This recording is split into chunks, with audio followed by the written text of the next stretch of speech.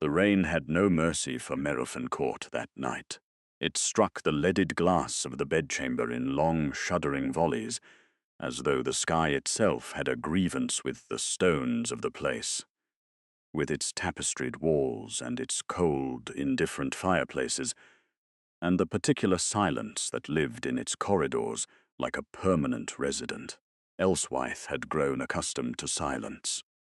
3 years inside Merophon's walls had made her fluent in it. She stood at the mahogany side table, both hands pressed flat against her mouth, not to hold in grief exactly, but to hold in herself all the parts of her that had been quietly dissolving since the wedding morning. The candle on the table burned low, casting long, skeletal shadows against the wainscoting. On the floor beside it sat the cradle, empty still for now. She felt him before she heard him. My beautiful family, if this story has your heart racing, hit like and subscribe to join us daily. I'd love to know who is listening. Tell me your city and the time where you are, because I'd love to welcome you personally in the comments. That was the particular cruelty of Leofric Ashbourne, Duke of Merophon. He did not announce himself. He simply materialized, filling a doorway the way a storm front fills a horizon. Not suddenly, but inevitably. He was dressed in black, as he almost always was, his dark wool coat catching no warmth from the candle's reach. He did not cross the room to her. He stood in the threshold, one hand extended, the gesture curiously open, inviting, almost as though he meant to offer something. He had nothing to offer. They both knew it. It was always an arrangement, he might have said, had he been a different man, with a different habit of cruelty. But Leofric did not traffic in explanations. He preferred the briefer instrument. I never wanted you. 6 words, spoken without elevation, without the mercy of anger. His voice was administrative, the way a man reads a sentence in a ledger, noting a loss, recording a figure, moving on. He did not look at her belly. He did not look at her hands, pressed white-knuckled against her lips. He looked at a point just past her left shoulder, as though she were an inconvenience he was addressing on behalf of someone else. Elswythe did not crumble. She had rehearsed crumbling, had practiced it silently through 2 years of formal suppers and 1 year of cautious, humiliating hope. She knew every shape the collapse might take, and so when the blow finally arrived, stripped of all the drama she had armored herself against, something else occurred entirely. She went still, deep and cellular still, the way water goes still before it freezes. She looked at the cradle. She looked at the 2 gold rings resting in the dish on the side table. Hers, removed 3 nights ago when her fingers had swollen. And she made a decision so quiet it barely registered as thought. By the time the first grey light touched the fenland mist, the rings were still there. She was not. The rings were the first thing he noticed. Not her absence, not the cold, undisturbed side of the bed, not the stillness where there should have been the small sounds of a sleeping woman, the shift of breath, the occasional murmur. Those things he might have dismissed, might have filed under the category of her increasing strangeness these past months, her habit of sitting in darkened rooms, her long silences at table. But the rings stopped him at the threshold of the bedchamber, the way nothing else could have. They sat in the shallow dish on the mahogany side table, side by side, gold against brass. Hers, and the one he had placed on her finger 3 years ago, in a church full of people who had smiled as though they understood what they were witnessing. Leofric stood in the doorway for a long moment. He was already dressed. He had not slept, though he would not have admitted it, and the grey pre-dawn light coming through the leaded glass gave the room the flat, featureless quality of a painting left unfinished. He crossed to the table. He touched neither ring. He simply looked at them, the way a man looks at a ledger entry that does not reconcile, that refuses to balance no matter how many times he runs the column. Then he turned and looked at the room properly. The bed was cold. Not the cold of recent vacancy, but the cold of hours. The sheets pulled back on her side with a neatness that was almost formal, as though she had made a point of it. The wardrobe stood ajar. He moved to it. Her winter cloak was gone. The grey wool one, the one she wore on the grounds in the mornings when she walked the fens alone. He had always found that habit excessive. The fens were no place for a woman in her condition. He had told her so. He closed the wardrobe. She had gone walking then, in the night, in the rain. The explanation arrived in his mind with the authoritative smoothness of a man accustomed to manufacturing reasonable conclusions. And he accepted it provisionally. She was unwell. She had always been prone to what his mother had called dramatical disposition, a phrase deployed whenever a woman's feelings exceeded the available space for them. Elswith had simply gone walking. She would be found in the orangery, perhaps, or in the small parlour off the east corridor, where she sometimes sat with a book until the household woke. She was making a point. That was all. He went downstairs without calling for anyone. The orangery was empty. Its glass walls were fogged with cold, and the smell of damp earth and overwintered citrus hung in the air, melancholy and close. He walked its length once and came back. The east parlour was dark, the fireplace ash.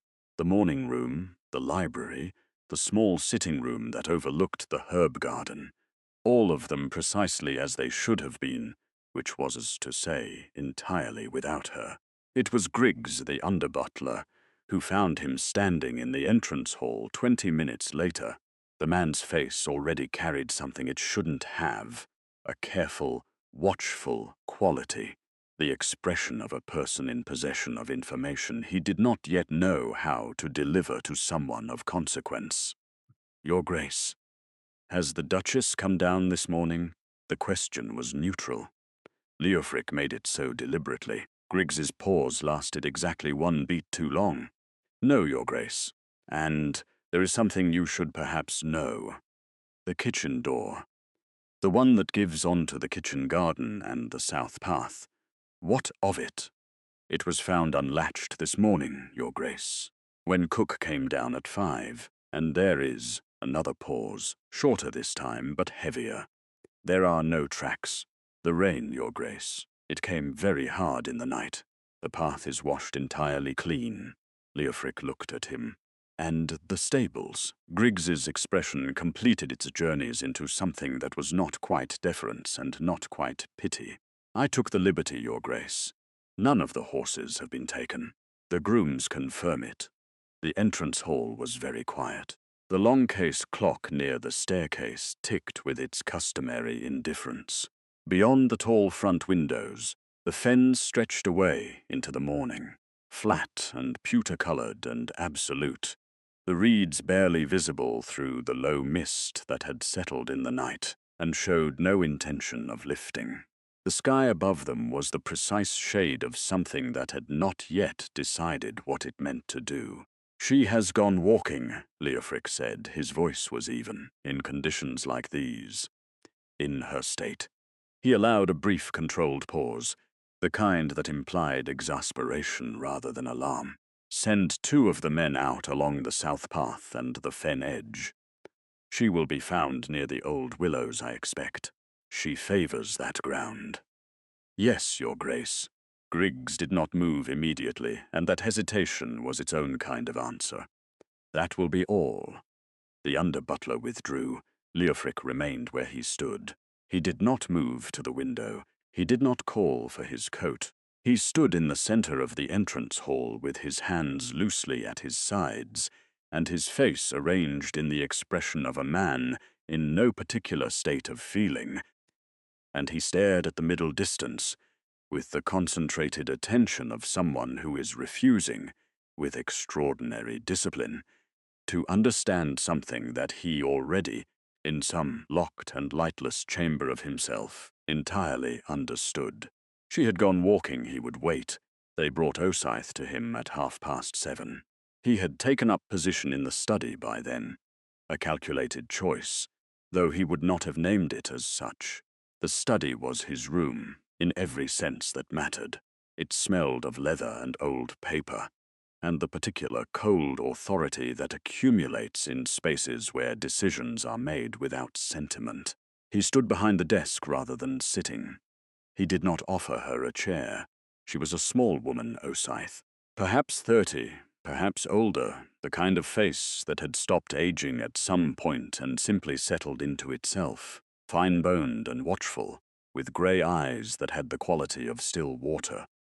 Reflective on the surface, depth entirely unknowable.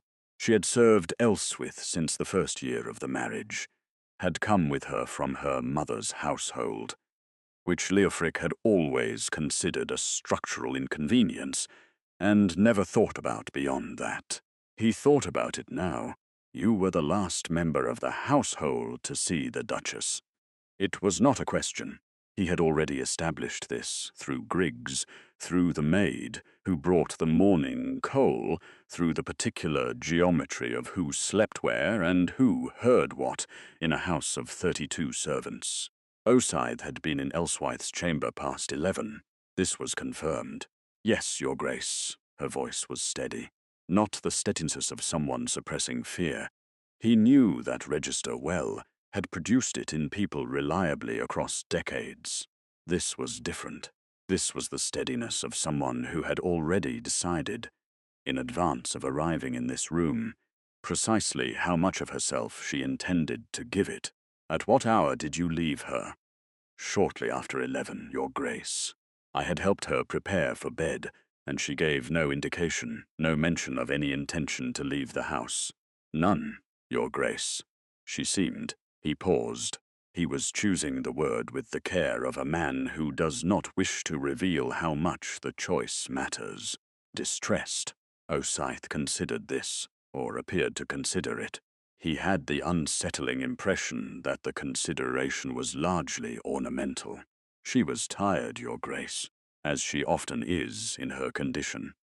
Her condition. He repeated the phrase with a flatness that might have been anything, acknowledgement, indictment, the barest possible concession to the existence of something he had not fully chosen to look at directly. And you noticed nothing further, nothing that would indicate, nothing, Your Grace. The fire in the study grate was freshly built and generous, which he had not requested and now regretted. It made the room feel almost hospitable. He moved from behind the desk, slowly, and came to stand at the window that faced the south grounds. The search party was visible at the fen's edge. 3 figures, small against the grey expanse, moving along the tree line with a methodical patience that was beginning to irritate him. You have been with the Duchess since her arrival at Merofen. Yes, Your Grace, 3 years. 3 years and 4 months, Your Grace. The correction was gentle, precise, almost kind in the way it was delivered, which made it worse. He turned from the window. Then you know her disposition, her habits, her. He stopped. He was entering territory he had not mapped in advance, and he was not accustomed to the sensation. If she were in distress, genuine distress, you would know it. Osyth's grey eyes met his with a directness that most members of his household would not have attempted, and she said with perfect quietude, I would, Your Grace. The implication arrived in the room between them and settled there like a third presence. He did not move to address it.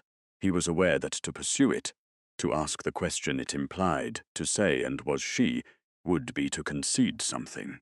He was not certain what precisely, only that it was significant, and that this small, still woman across his desk was entirely aware of the concession she was inviting him to make. He returned to his position behind the desk. The south path, he said. The kitchen door. Did you hear anything in the night? Movement. A door. No, Your Grace. The rain was considerable. It was, Your Grace. It is possible she left without your knowledge. It is possible, Your Grace. Each answer came with the same measured weight, the same impeccable grammar of submission that contained, within it, not a single actual surrender. He was, he realized, conducting an interrogation against someone who had transformed compliance into a form of armor. and he had no instrument suited for it. Every direct question returned an answer that was technically complete and entirely useless. She was giving him the shape of information with none of its substance, and she was doing it so gracefully that to accuse her of it directly would make him appear unhinged. He studied her for a long moment. She waited. "You may go," he said at last. "You are not to leave the estate grounds. Of course, Your Grace." She dipped her head.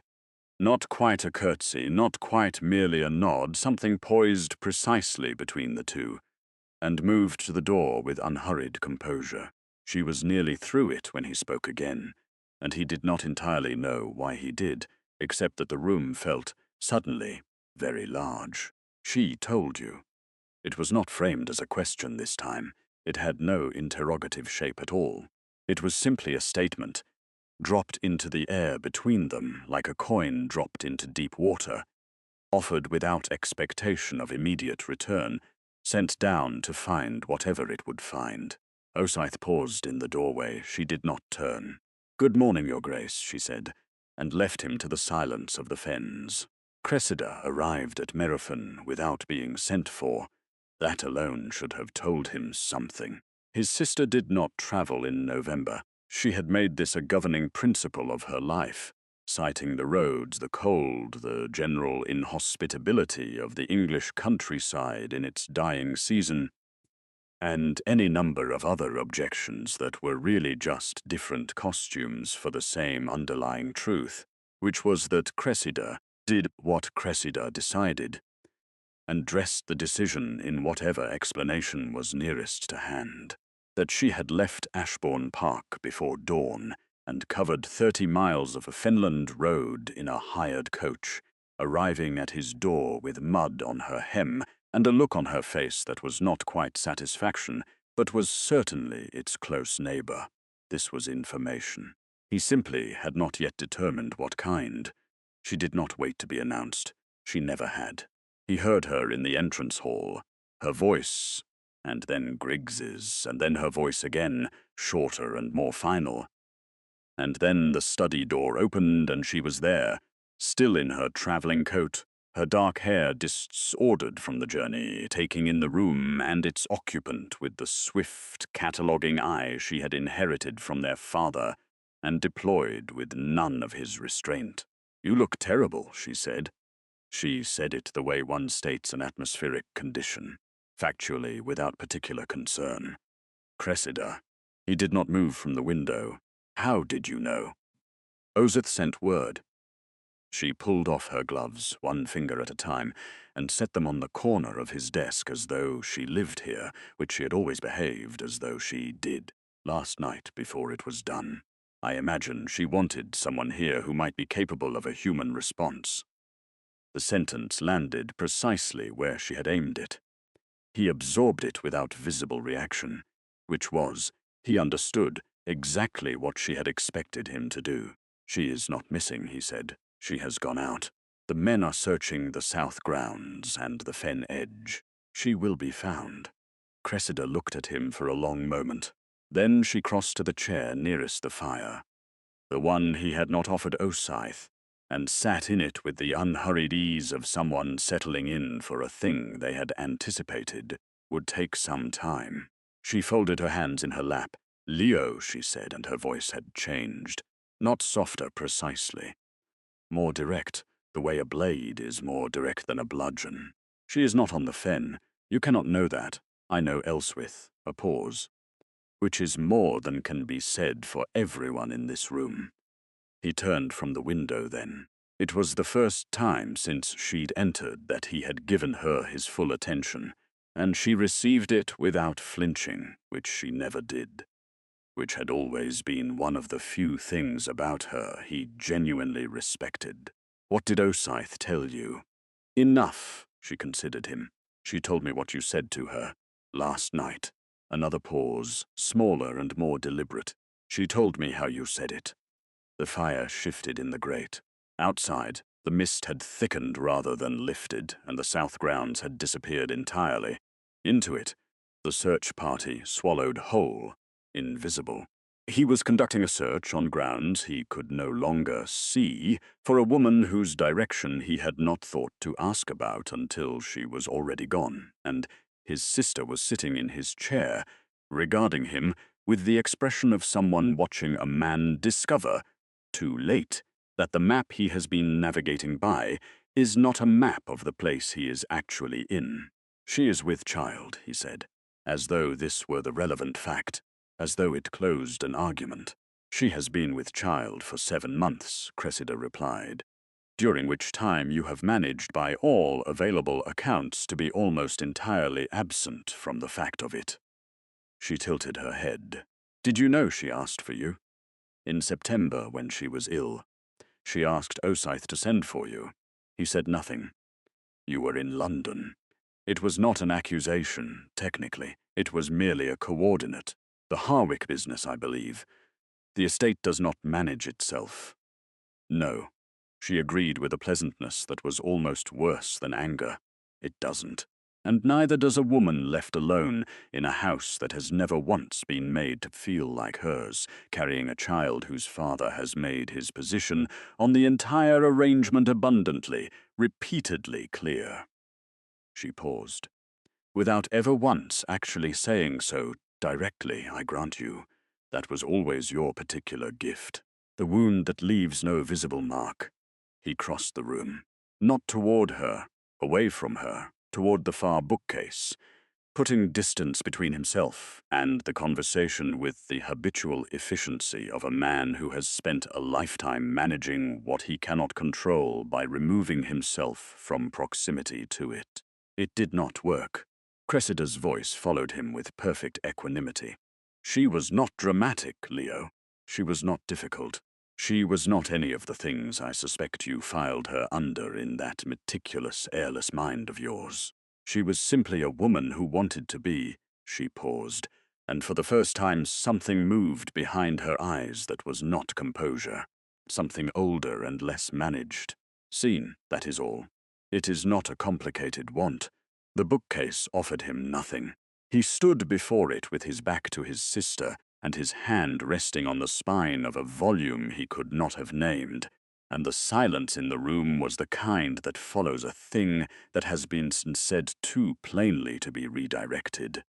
"Where would she go?" he said at last, and his voice, for the first time that morning, had lost its administrative smoothness. It was simply a question, plain and without architecture. Cressida was quiet for a moment. "That," she said carefully, "depends entirely on whether she believed she had anywhere left to go to." Aldous Lockmere arrived at Merophon Court at 9:30, which meant he had been sent for before Leofric had admitted, even privately, that the situation warranted it. He was a compact, careful man in his late 50s, the kind of physician produced by a particular combination of long rural practice and hard experience.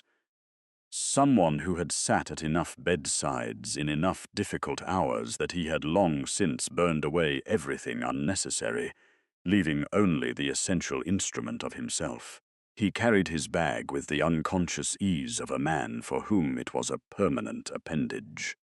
And he came into the study without the deferential shuffling that most men of his station performed upon entering a room occupied by a duke. He had delivered 3 generations of Ashbournes. He had earned his directness. He took in the room. He took in Leofric. "Your Grace." He set his bag on the chair Cressida had vacated an hour earlier. She had gone to speak with Osythe, an alliance that Leofric had noted and filed without comment. And he waited with the patience of a man who had conducted many difficult conversations and had learned that the opening move almost always belonged to the other person. "When did you last attend the Duchess?"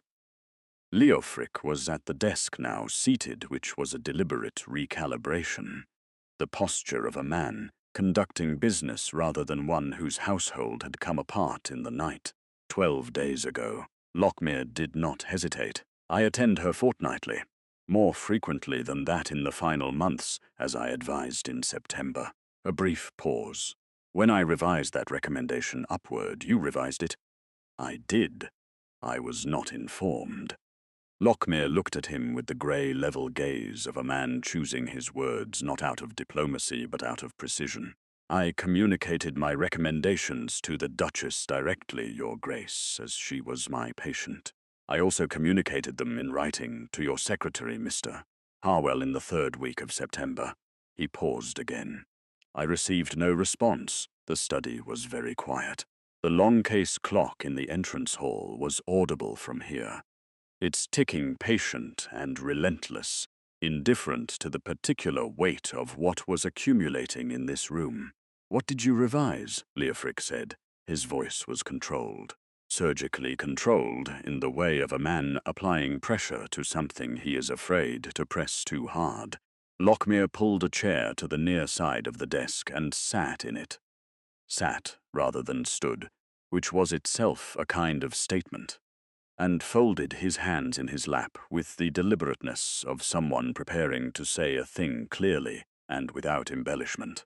"The Duchess's pregnancy has not been without complication, Your Grace. In the early months this was unremarkable, fatigue, the usual disturbances. By late summer, however, I had identified indicators that concerned me." He paused. Her blood pressure was elevated, persistently so. She was retaining fluid in a manner inconsistent with ordinary progression. She was experiencing headaches of increasing severity, which she had, I suspect, been minimizing in her reports to me, and which I recalibrated upward based on my own observations. He stopped. He let this settle. These are not, taken individually, catastrophic findings. Taken together across a period of months in a woman who is also experiencing significant— He selected his word with visible care. Emotional strain. They become a different matter. Leofric was still. The stillness of a man who is not calm but who has constructed, around his lack of calm, an architecture so practiced it is nearly indistinguishable from the real thing. "What is the risk?" he said. "To the child. To both of them." Something shifted almost imperceptibly in Lockmere's expression. Not surprise, exactly. Something more like a recalibration of his own, a small, quiet revision of something he had perhaps carrying about the man across the desk from him. "If she is found promptly," he said, and the conditional landed in the room with all the weight it deserved, "and if she has not been exposed to the cold and wet for an extended period, and if she is brought to rest under proper supervision, the prognosis is cautiously manageable." He held Leofric's gaze. She must not be agitated. She must not be subjected to distress of any significant nature. Her body has been managing a considerable burden for some months, Your Grace, and it has been doing so without the conditions that would ordinarily support such management. The unspoken architecture of that sentence was impossible to miss. Leofric did not miss it. "You are telling me," he said slowly, "that she was in danger before last night." "I am telling you that she required care," Lockmere said, with the precision of a man who will not be drawn into assigning blame directly, but who will also not pretend it is unassignable. Rest, stability, reduced anxiety, the absence of acute emotional disturbance. He did not look away. He did not soften it. Leofric stood. He moved to the window with the mechanical quality of a man whose body has taken over the navigation from a mind that is momentarily elsewhere. The mist outside was beginning, finally, to thin at its edges. The south grounds were resolving slowly back into visibility. The formal garden, the path to the orangery, the long fenland tree line beyond. No figures visible.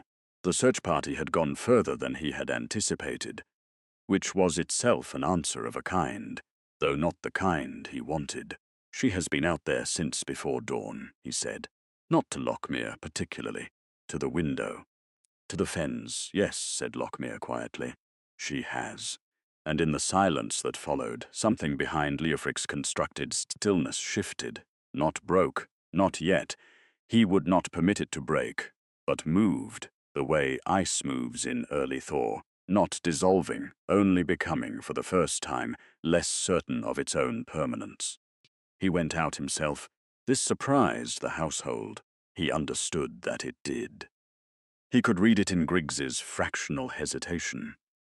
When he called for his coat, in the way the stable boy at the east gate straightened with visible alarm at the sight of the Duke of Merophon crossing the courtyard on foot, without escort, without purpose, declared.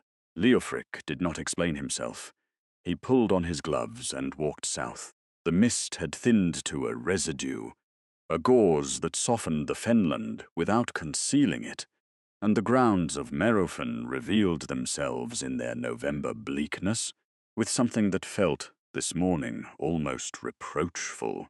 The formal garden was long dead, its beds cut back to bare earth, its gravel paths darkened and puddled from the night's rain.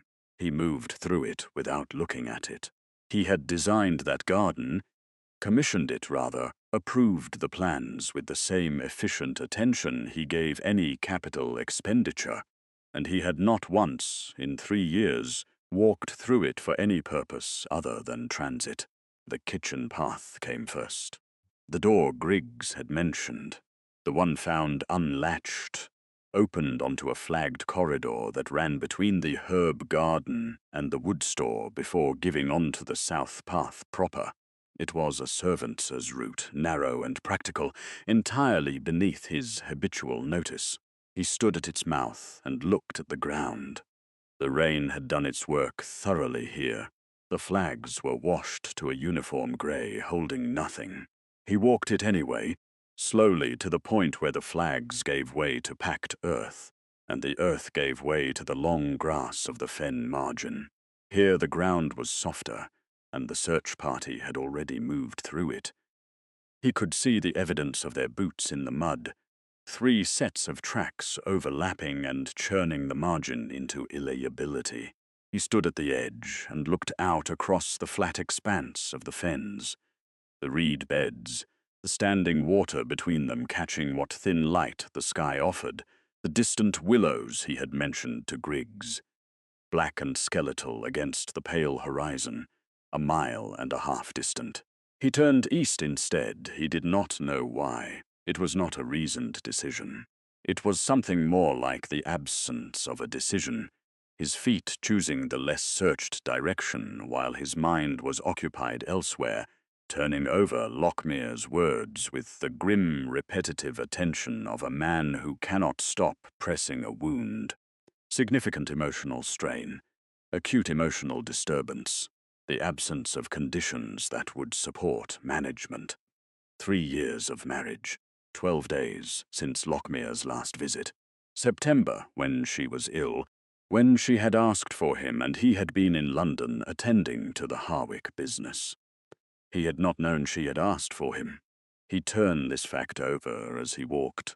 The east margin of the estate ran along a low drainage ditch that separated Merophon's grounds from the common fen beyond. It was not a boundary that was formally maintained. There was no wall, no fence, only the ditch and an ancient hawthorn hedge, reduced now to bare black branches, running unevenly north to south. He followed the hedge line, his boots finding the wet ground, his breath visible in the cold air. He found the ribbon caught in the hawthorn 20 minutes into his walk. It was a simple thing, a length of pale blue grosgrain, perhaps 2 feet long, snagged on a lower branch at roughly waist height. It had been there some time. It was wet through from the night, and faded at the edges in a way that suggested it had weathered more than one rain.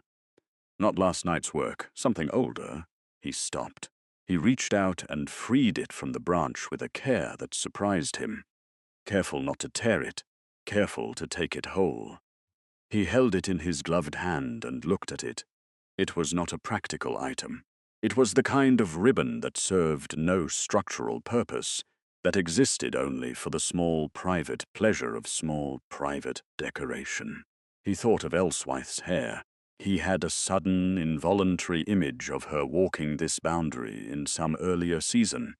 Summer, perhaps, when the hedge was full and the fen was green, and the ribbon catching, and her pausing here to free it, and failing and leaving it behind. She had walked here regularly, alone. He folded the ribbon and placed it in his coat pocket and kept walking. The book was further along, perhaps a quarter-mile north, tucked into the hollow of a large field stone that sat at the ditch's edge, a stone that had no obvious purpose or origin, and had presumably been sitting in that spot since before the house was built. Someone had made the hollow into a cache of sorts, a crude shelf sheltered on 3 sides. The book was wrapped in oilskin, which had protected it from the worst of the night, and it was not merely placed there but positioned with the deliberateness of something regularly used and regularly returned. He unwrapped it. It was a volume of poetry. "Done," the spine said, though the gold lettering was worn to near invisibility. He opened it. Her handwriting was inside the front cover. Not her name, not an inscription, but a date. April, 3 years ago, 2 months after the wedding. And beneath the date a single line in her careful hand. "This is the only place I have found that is entirely mine."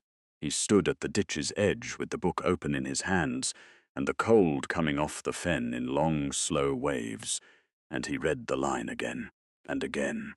The ribbon was in his pocket, the book was in his hands, and somewhere between the hawthorn and this nameless stone, he had stopped looking for a woman who had gone walking, and started looking for one he had never, not once, thought to find.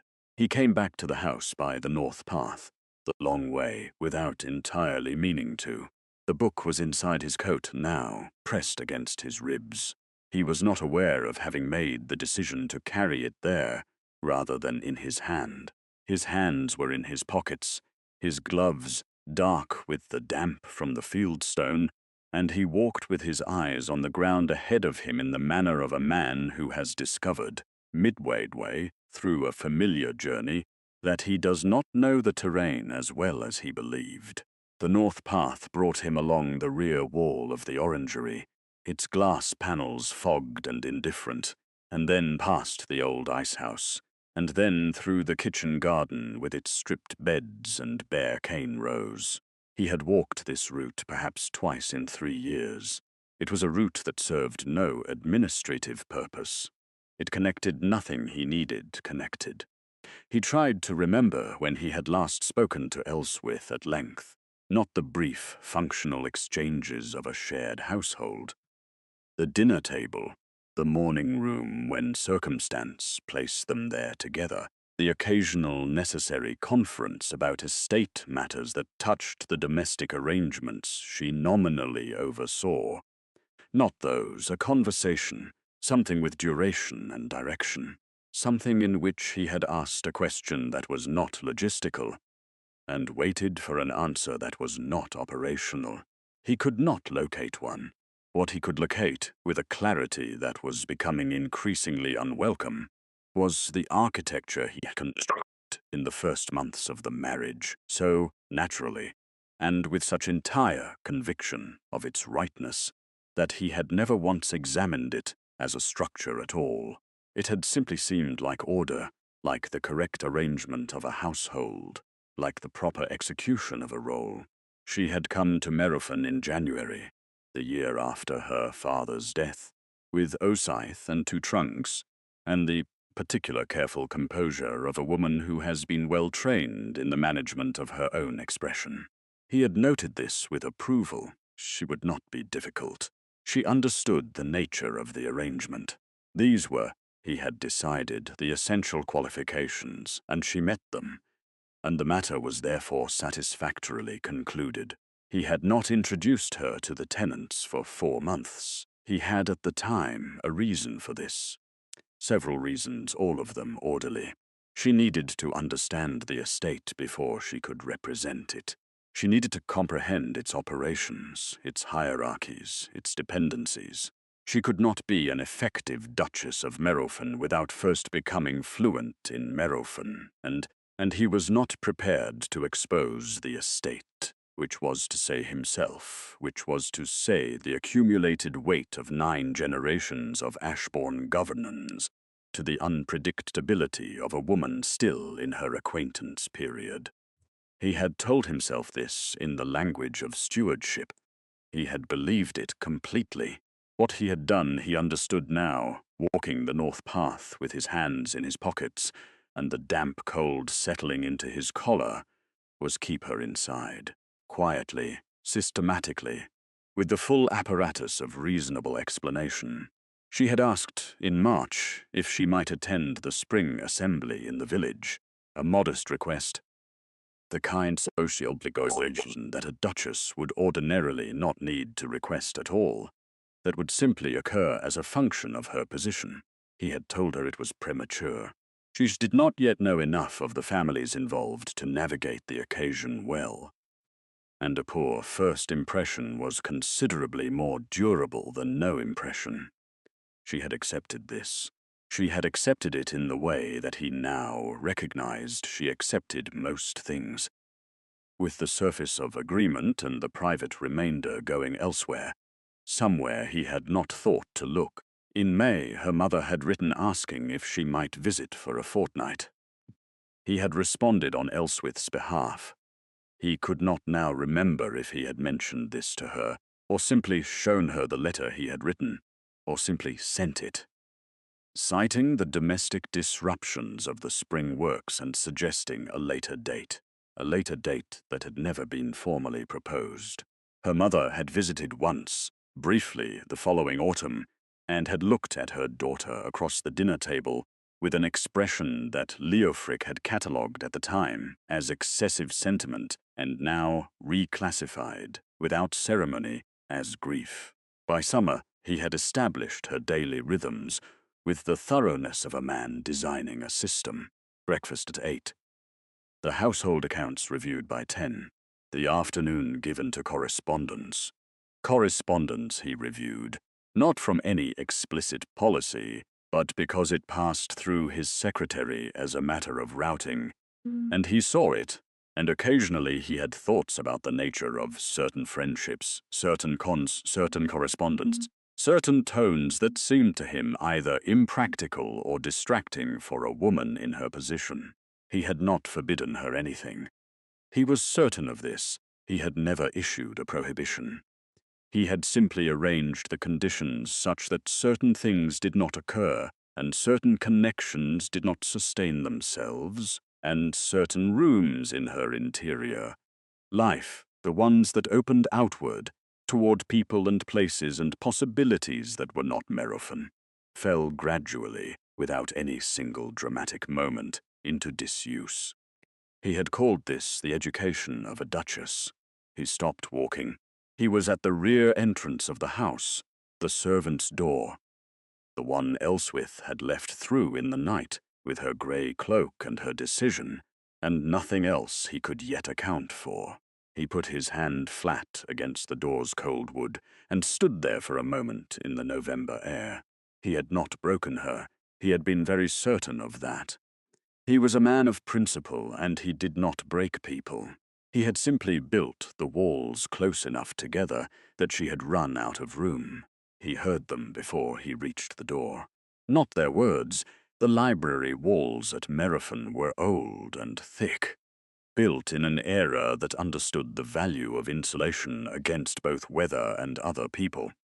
But the particular quality of silence that exists between words, the kind that implies a conversation interrupted rather than concluded.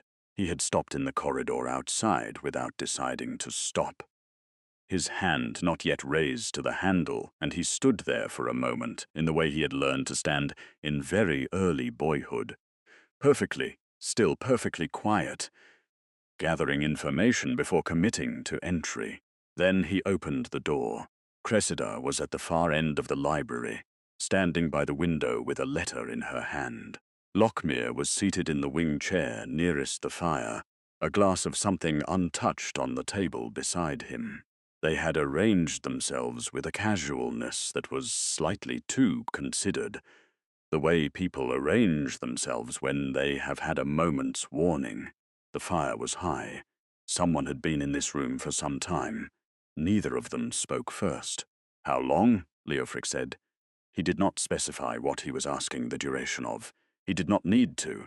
Cressida set the letter down on the windowsill with a deliberateness that told him everything about her decision, made in the previous 10 seconds, about how this conversation would go. "Sit down, Leo. How long have you known?" "Sit down." He did not sit. He came into the room and closed the door behind him and stood with his back against it in the manner of a man who has not yet decided whether he is arriving or preventing departure. He looked at the letter on the windowsill. It was not a fresh letter. The paper had the quality of something read multiple times, its folds soft with handling. "Osith contacted you last night," he said. "Before it was done, you said." "Before she left." He looked at his sister. "You knew she was leaving." Cressida did not deny it. This was one of her qualities. She never spent energy on denials when the facts had already organized themselves beyond dispute. She simply held his gaze and said, "Yes, and you?" He looked at Lockmere. The physician set down his glass and looked back at him with the steadiness of a man who has already privately made his accounting and arrived at a figure he is prepared to stand behind. "I knew she was considering it," he said carefully. "I did not know the specifics. I knew the timeline." "The timeline," Leofric repeated. The word felt strange in his mouth. Clinical, planned. It implied a schedule, a sequence of arranged events, a process that had been running in his own house beneath his notice. When did it begin? "The considering," Cressida said. "Or the planning?" "Either. Both." She was quiet for a moment. She moved from the window to the chair across from Lockmere and sat in it. And the shift had the quality of a decision about register. She was not going to stand for this conversation. She was going to conduct it at the level of something that required steadiness and duration. "She wrote to me in August," she said. "The letter you are looking at is the third. By the second, I understood that she was not writing to complain. She was writing to think." A pause. "There is a difference. I have written letters like that. Most women have. You write them to find out what you already know. And what did she know? That she could not stay." She said it without inflection, as a fact simply delivered. Not in the state she was in.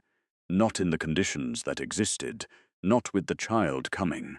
She knew what Lockmere had told her about the risk. She knew what another winter at Merofen would cost her. She was not being dramatic, Leo. She was being... She paused, selecting the word with the precision of someone who means to use it exactly. "Rational." He looked at Lockmere. "You advised her to leave." "I advised her," Lockmere said, "that her continued exposure to the conditions prevailing in this household represented a material risk to herself and the child. I advised her that rest and removal from sources of acute distress were medically indicated. What she chose to do with that advice was her determination." He paused. "She is a patient, Your Grace. She was acting in the interest of her own survival."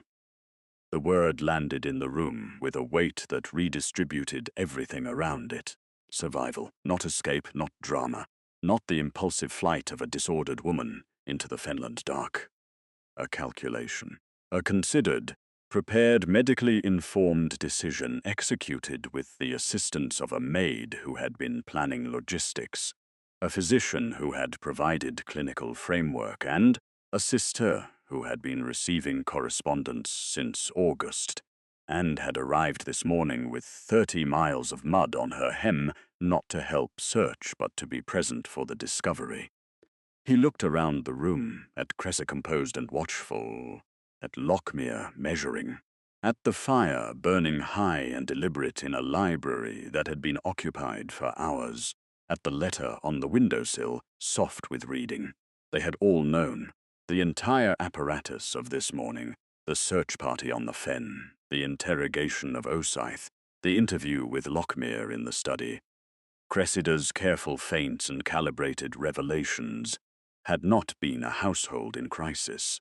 It had been the aftermath of a plan, running exactly as intended, observed by people who understood it entirely, while he moved through it believing himself to be in control of the investigation.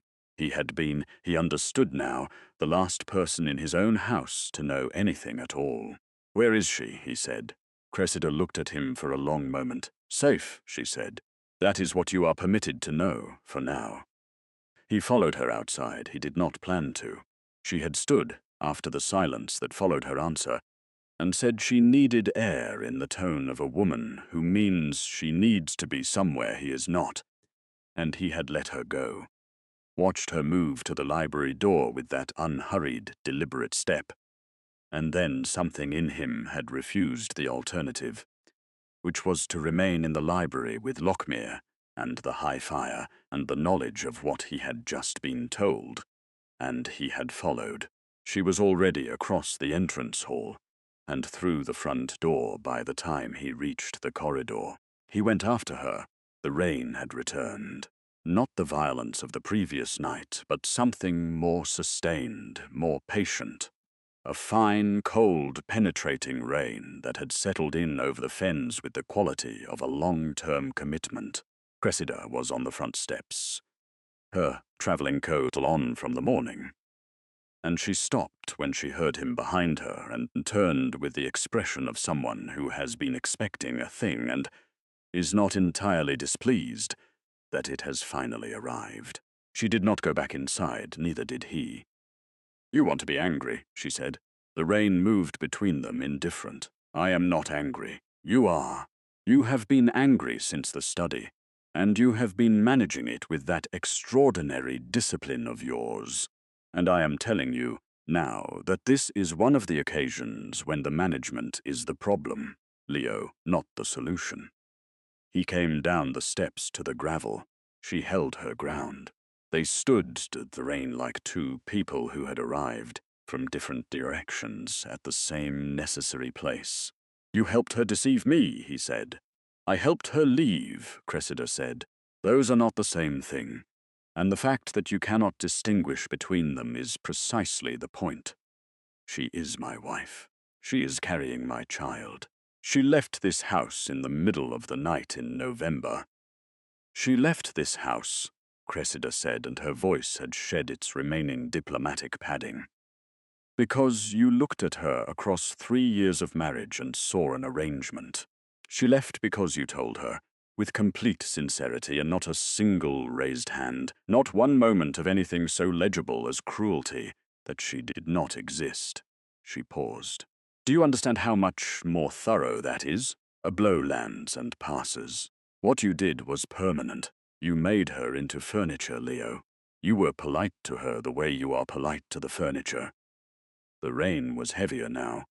It darkened his coat at the shoulders, ran down the back of his collar. He did not move. "I provided for her," he said. It came out more plainly than he intended. Not as an argument, but as something almost bewildered.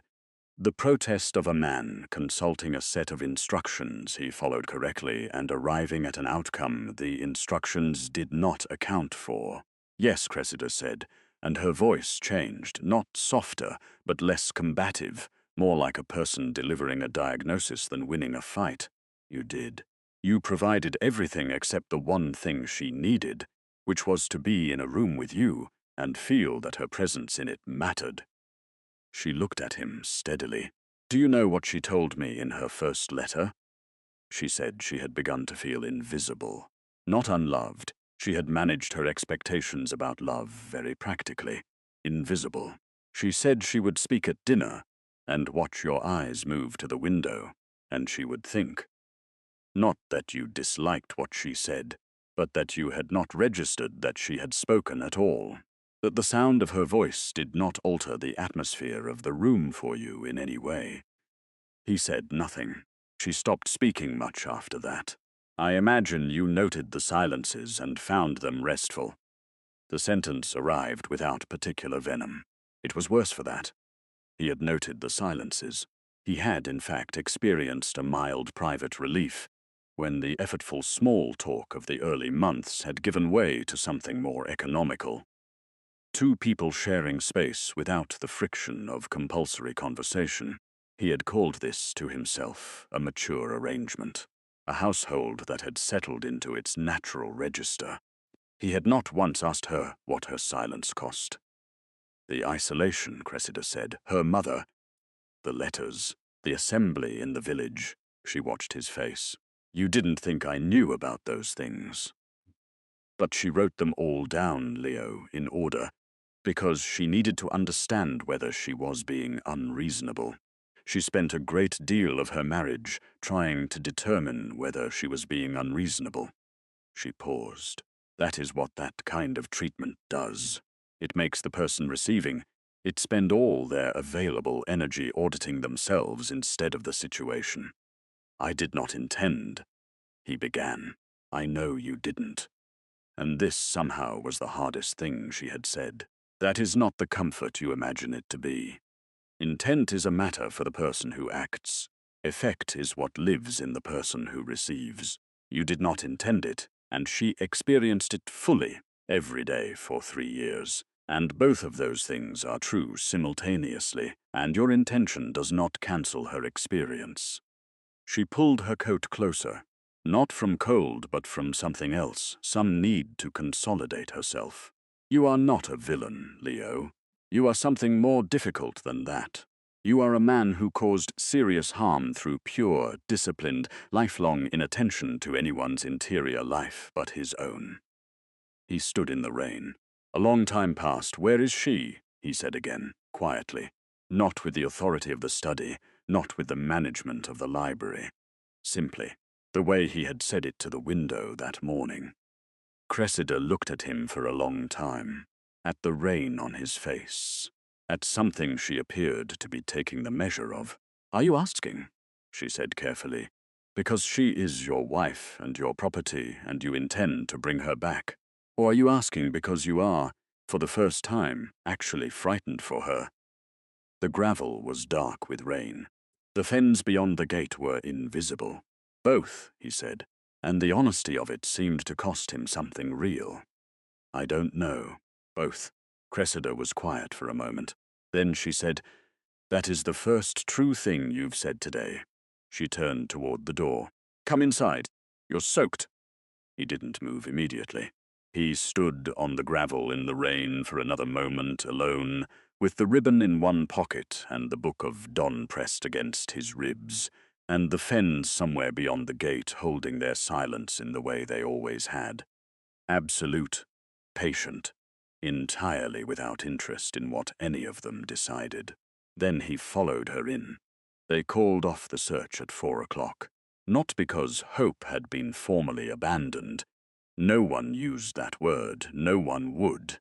The etiquette of these situations having its own strict grammar. But because the light was going, and the fens in darkness were a different proposition entirely, and the men had covered the full perimeter of the estate grounds twice, without finding anything that constituted evidence of disaster. What they had found was more troubling in its way than disaster. Nothing, no trace, no dropped garment, no disturbance in the reed beds, no indication that a woman in her 7th month of pregnancy had moved through this landscape at all. She had simply ceased to be here. Griggs delivered the report in the study doorway at 4:10. Standing with his hands at his sides and his face arranged in the careful neutrality of a man conveying information that he is relieved, is not worse, and not yet prepared to say is better. Cleofric heard it from behind the desk. He nodded once. He said, Continue the search in the morning. First light, extended radius. Griggs said yes, Your Grace, and withdrew. Cressida had gone to her room an hour ago. She had stood in the doorway of the study before going and looked at him for a moment and said, She is not on the fen, with the quiet certainty she had offered once already that morning, and that he was only now, fully and without remainder, prepared to believe. Then she had gone and taken with her the last warm presence in the house, and left him to it. Lockmere had departed at 3, with instructions to make himself available and a look on his face as he left that was not pity, and was not accusation, but was somewhere between them, in the territory of a man who knows the outcome of a case is no longer within medical jurisdiction. The fire in the study was burning down.